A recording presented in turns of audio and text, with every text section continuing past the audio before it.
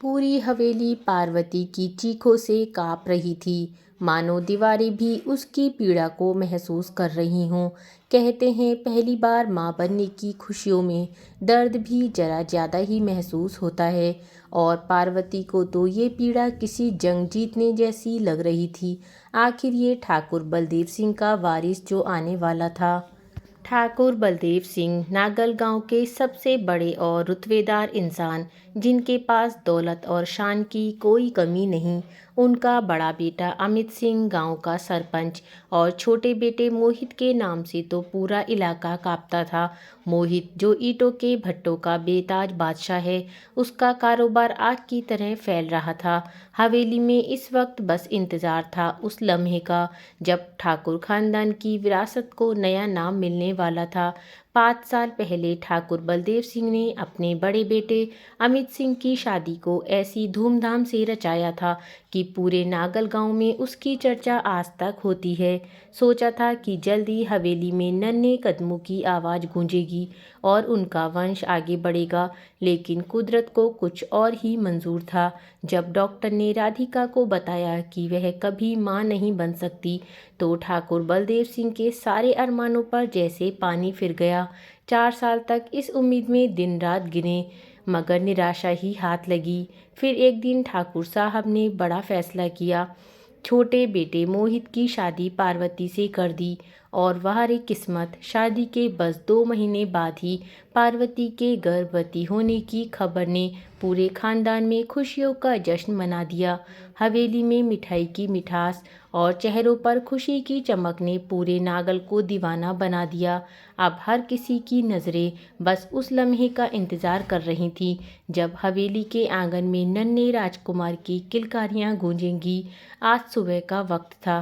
पार्वती धीरे धीरे सीढ़ियां उतर रही थी कि अचानक उसका पैर फिसल गया।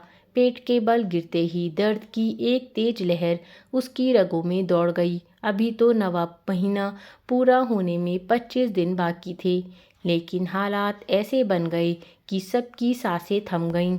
गलती ये हुई कि घर वालों ने अस्पताल के बजाय घर में ही प्रसव कराने का फैसला किया था।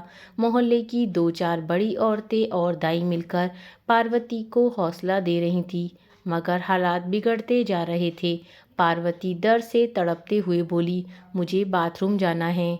राधिका उसे सहारा देकर बाथरूम तक ले गई, मगर बाथरूम से बाहर निकलते ही पार्वती जोरदार चीख मारकर बेहोश हो गई।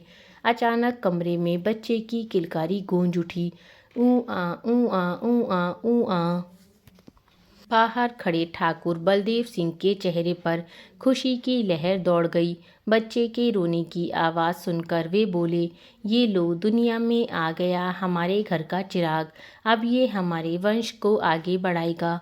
दुनिया के सारे सुख एक तरफ और अब बाप बनने का सुख एक तरफ। मैं अपने बेटे को इतना बड़ा आदमी बनाऊंगा कि लोग देखते रह जाएंगे। आखिरकार ये ठाकुर बलदेव सिंह का पोता है। मोहित ने गर्व से अपनी छाती चौड़ी करते हुए कहा। अमित ने हंसते हुए कहा, अरे यार, बातें ही करता रहेगा या मुंह मीठा भी कराएगा? जा शहर से मिठाई लेकर आ। मोहित मुस्कुराते हुए बोला, चला जाऊंगा, पहले एक बार अपने बेटे का चेहरा तो देख लूं। ठाकुर बलदेव सिंह ने प्यार भरी डांट लगाते हुए कहा, चेहरा देखने के लिए सारी जिंदगी पड़ी है।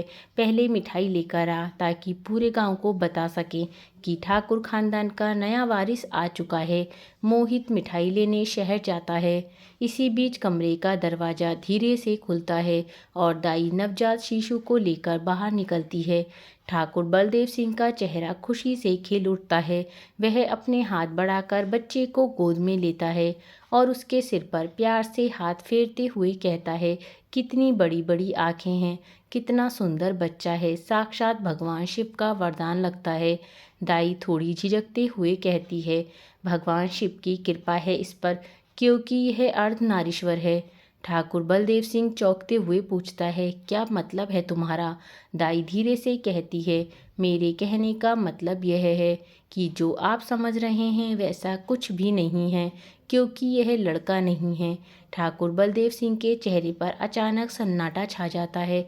वह झट से बच्चे का लंगोट नीचे करते हैं और जैसे ही सच्चाई दिखता है उसकी आंखों में गुस्से और निराशा का तूफान उमड़ पड़ता है। वह बच्चे को पलंग पर फेंक देता है और चीखते हुए कहता है, नहीं, यह नहीं हो सकता। इस बच्चे के लिए मैंने कितने सपने देखे थे। भगवान मेरे सपने इस तरह चूर चूर नहीं कर सकता। हवेली की दीवारें उसकी चीखों से गूंज उठती हैं और चारों ओर सन्नाटा पसर जाता है, मानो समय ठहर गया हो। ठाकुर बलदेव सिंह की आंखों में आंसू और दिल में टूटी हुई उम्मीदें झलक रही थीं। अमित की आंखों में हैरानी और दर्द था। उसने कहा, पिताजी, यह आप क्या कर रहे हैं? अगर यह बच्चा ऐसा है तो इसमें इसका क्या दोष है? दाई उस बच्चे को अपने सीने से लगा लेती है, मानो उसे किसी बड़े खतरे से बचा रही हो। लेकिन ठाकुर बलदेव सिंह का चेहरा गुस्से से तमतमाया हुआ था। उन्होंने कड़े शब्दों में कहा, इस बच्चे को यहाँ से बहुत दूर किसी जंगल में फेंकाओ, जहाँ कोई जंगली जानवर इसे खा जाए, तभी इस आफत से छुटकारा मिलेगा। अमित ने प्यार भरी निगाहों से बच्चे की ओर देखते हुए कहा, पिताजी, जरा एक बार इसे प्यार से देखिए तो सही। कितना प्यारा बच्चा है। इसे देखकर आपको इस पर प्यार आएगा। लेकिन ठाकुर बलदेव सिंह का गुस्सा अब उनके शब्दों में आग बनकर फूट पड़ा। मुझे मेरा वंश आगे बढ़ाने के लिए एक पोता चाहिए। इसकी सुंदरता का मैं क्या अचार डालूं? उनकी आवाज़ गड़गड़ाहट की तरह गूंजी। हवेली की दीवारें उनके क्रोध से कांप उठीं और सन्नाटे में भी उनकी गरजती आवाज़ हर तरफ गूंज रही थी। ठाकुर बलदेव सिंह की आंखों में अब कोई नरमी नहीं थी, सिर्फ एक कठोर फैसला जिसने सबके दिलों में डर और उदासी भर दी थी। अमित ने शांत स्वर में कहा, पिताजी, इसे भगवान की मर्जी समझकर अपना लीजिए। अब की बार भगवान ने चाहा तो आपका सपना पूरा हो जाएगा।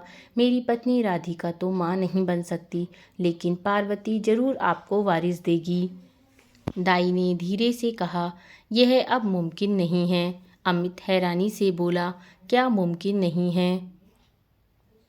दाई ने गहरी सांस लेते हुए कहा, छोटी बहुरानी अब कभी मां नहीं बन सकती। प्रसव के दौरान उनकी बच्चेदानी फट गई है। अमित का चेहरा गुस्से से लाल हो गया। उसने कड़क आवाज में कहा, यह क्या बकवास कर रही हो? कमरे में सन्नाटा छा गया और सबकी निगाहें ठाकुर बलदेव सिंह पर टिक गईं, जिनके चेहरे पर अब केवल एक ठंडी खामोशी थी। ठाकुर बलदेव सिंह की आंखों में गुस्से की आग जल उठी। वे गरजते हुए बोले, यह बच्चा मनहूस है। इसने इस हवेली में कदम रखते ही हमारी सारी खुशियों के दरवाजे बंद कर दिए हैं। मैं इस मनहूस को एक पल भी इस घर में बर्दाश्त नहीं कर सकता। जाओ, इसे किसी नदी या तालाब में फेंकाओ। अमित की आंखों में आंसू और दर्द उभर आए। उसने पिताजी की ओर देखा और कांपती आवाज में कहा, यह आप क्या कह रहे हैं पिताजी? आप इस नन्ही सी जान को मारना चाहते हैं, लेकिन क्यों? सिर्फ इसलिए कि यह बेटा नहीं है। आप कैसे भूल सकते हैं कि मर्द को भी एक औरत ने ही जन्म दिया है? ठाकुर बलदेव सिंह का गुस्सा और भी भड़क उठा। उन्होंने आंखों में क्रोध भरकर कहा, हाँ, औरत ने जन्म दिया है, किसी किन्नर ने नहीं। अब बहुत हो गई तुम्हारी बकबक। मैं एक और शब्द नहीं सुनूंगा। यह हमारा अंतिम निर्णय है। अमित ने एक आखिरी बार अपनी बात रखने की कोशिश की, लेकिन पिताजी पर इससे पहले कि वह कुछ और कह पाता, ठाकुर बलदेव सिंह का चेहरा और भी कठोर हो गया। उन्होंने चीखते हुए कहा, ठाकुर बलदेव सिंह एक ज्वाला है अमित, इसे चिंगारी मत दो। अगर यह ज्वालामुखी फूट पड़ा तो तुम्हारे लेने के देने पड़ जाएंगे। अमित के दिल में डर और बेबसी के बीच लड़ाई चल रही थी। उसने देखा कि उसके पिता के गुस्से में अब कोई गुंजाइश नहीं बची थी। हवेली में एक खामोशी छा गई, जो किसी भी तूफान से पहले का सन्नाटा था। मोहित आज बहुत खुश था और उसका खुश होना बिल्कुल सही भी था। आज वह पिता बन चुका था। मिठाई खरीदने के बाद वह खुशी खुशी शहर से गांव की ओर लौट रहा था, लेकिन जब उसकी नज़र एक शराब के ठेके पर पड़ी तो उसकी खुशियों में एक नया रंग जुड़ गया। शराब उसकी कमजोरी थी और आज तो उसके लिए खुशी का दिन था, तो उसने सोचा क्यों ना एक पैक चढ़ा लिया जाए। मोहित ने अपनी कार को ठेके के सामने खड़ा किया और शराब की कई बोतलें खरीद लीं। गाड़ी में बैठते ही उसने एक बोतल का ढक्कन खोला और उसे मुंह से लगाकर एक ही सांस में गटगट कर पूरी बोतल खाली कर दी। उसका चेहरा शराब की गर्मी से चमक रहा था और हंसी खुशी से उसका दिल भर गया था। फिर उसने कार को मोड़ा और गांव की ओर रवाना हो गया, लेकिन शराब के नशे ने उसकी आंखों की नज़र को धुंधला कर दिया था। सड़क पर कुछ भी साफ नज़र नहीं आ रहा था, लेकिन मोहित नशे में गा रहा था। उसने चलती कार में ही दूसरी बोतल खोली और उसे भी तेजी से पी गया। उसकी हालत अब बद से बदतर हो गई थी। वह कार के अंदर ही गाने लगा। अपनी खुशी को गले लगाते हुए उसने गाना शुरू किया, अभी जिंदा हूँ तो जी लेने दो, जी लेने दो, भरी बरसात में पी लेने दो। उसकी आवाज़ सड़क पर गूंज रही थी। मोहित नशे में बुरी तरह धुत होकर कार चला रहा था। उसकी आंखों में शराब का नशा और खुशी का रंग घुला हुआ था। सड़क पर उसकी गाड़ी सरक रही थी जब सामने से एक कार आ रही थी। मोहित ने सही साइड पर रहकर अपनी गाड़ी को दूसरी साइड से आने वाली कार को जगह दी, लेकिन नशे के असर में उसका ध्यान पूरी तरह से भटक चुका था। भ्रमित मोहित को ऐसा लग रहा था कि वह कार उसकी ही साइड पर आ रही है। उसने जल्दी से अपनी गाड़ी को गलत साइड में मोड़ दिया, जिससे दोनों कारें एक भयानक टकराव में फंस गईं। झटके से दोनों गाड़ियां आपस में टकरा गईं और दोनों चालक अपना बैलेंस खो बैठे। एक अंधेरे के बादल की तरह मोहित की कार खाई में गिर गई। ऊंचाई से गिरने की वजह से कार ने आग पकड़ ली। आग की लपटें तुरंत ही कार को अपनी चपेट में ले लीं और वह धू धू कर जलने लगी। गाड़ी के जलते हुए मलबे के बीच मोहित की खुशी और नशे का यह महाकवि अब राख में बदल चुका था। आसपास के लोग दौड़ पड़े, लेकिन तब तक मोहित की कार पूरी तरह से जल चुकी थी। यह एक भयानक हादसा था, जहां खुशी और नशे का अमल एक भयंकर परिणाम लेकर आया था। ठाकुर बलदेव सिंह की आंखों में आग भड़क उठी। उन्होंने गुस्से से कहा, मैं तुझसे आखिरी बार कह रहा हूँ, इस बच्चे को यहाँ से ले जाकर किसी नदी या तालाब में फेंक दो, नहीं तो तुझे जान से मार दूंगा। दाई ने घबराते हुए कहा, जी ठाकुर साहब, आपका हुक्म सर आंखों पर। अमित ने गुस्से और निराशा से भरकर कहा, पिताजी, यह सही नहीं है। आप इस मासूम को उसकी माँ से क्यों दूर कर रहे हैं? अभी तक तो मोहित और पार्वती ने इसे देखा भी नहीं है। ठाकुर बलदेव सिंह का गुस्सा और बढ़ गया। उन्होंने चीखते हुए कहा, अब तू इसे लेकर जाती है या नहीं? दाई बच्चे को उठाकर वहां से निकल गई। अमित ने उसके पीछे भागना शुरू कर दिया, लेकिन ठाकुर बलदेव सिंह की आवाज़ ने उसे रोक दिया। खबरदार, तुमने हवेली से बाहर कदम रखा तो मुझसे बुरा कोई नहीं होगा। चुपचाप अंदर वापस आ जाओ। अमित वापस हवेली में चला गया और चुपचाप अपने कमरे में घुस गया, जहां उसने गुस्से और निराशा के साथ अपनी पत्नी राधिका का सामना किया। राधिका ने चिंतित स्वर में पूछा, गए आप? यह पिताजी को इतना गुस्सा क्यों आ रहा है? सब ठीक तो है ना? अमित ने गुस्से में जलते हुए कहा, कुछ भी ठीक नहीं है। इन्हें क्या हक है किसी की औलाद को उनसे दूर करने का? पार्वती अब कभी माँ नहीं बन सकती और मोहित शहर में मिठाई लेने गया है। दोनों ने अब तक अपने बच्चे की एक झलक भी नहीं देखी है और पिताजी ने उस बच्चे को नदी में फिकवा दिया, सिर्फ इस वजह से कि वो लड़का नहीं है। राधिका का चेहरा गुस्से और चिंता से भर गया। उसने कहा, यह तो ससुर जी ने बहुत बड़ा पाप किया है। क्या आप नहीं जानते कि पार्वती अब कभी माँ नहीं बन सकती? मैं तो बांझ हूँ, इस घर को वारिस नहीं दे सकती, लेकिन जिसने इस घर में बच्चे को जन्म दिया है उससे उसकी खुशियाँ मत छीनो। हमें ससुर जी से बात करनी होगी। अमित ने शांत होते हुए कहा, अभी नहीं, पिताजी बहुत गुस्से में हैं, कल बात करेंगे और तुम बच्चे की फिक्र मत करो। मुझे पूरा विश्वास है कि दाई बच्चे को कहीं नहीं फेंकेगी। मैं उससे बच्चे का पता पूछ लूँगा। अमित की आवाज़ में एक ठानी हुई दृढ़ता थी और राधिका ने उसकी बात को मान लिया, जबकि हवेली में गुस्से और बेचैनी का माहौल छा गया था। थोड़ी देर में मोहित के एक्सीडेंट की खबर पूरे गांव में फैल गई और ठाकुर बलदेव सिंह और अमित और बाकी हवेली वाले इस खबर से वंचित थे। सभी गांव वासियों ने हवेली का रुख कर लिया ताकि मोहित के परिजनों को थोड़ा दिलासा दे सकें।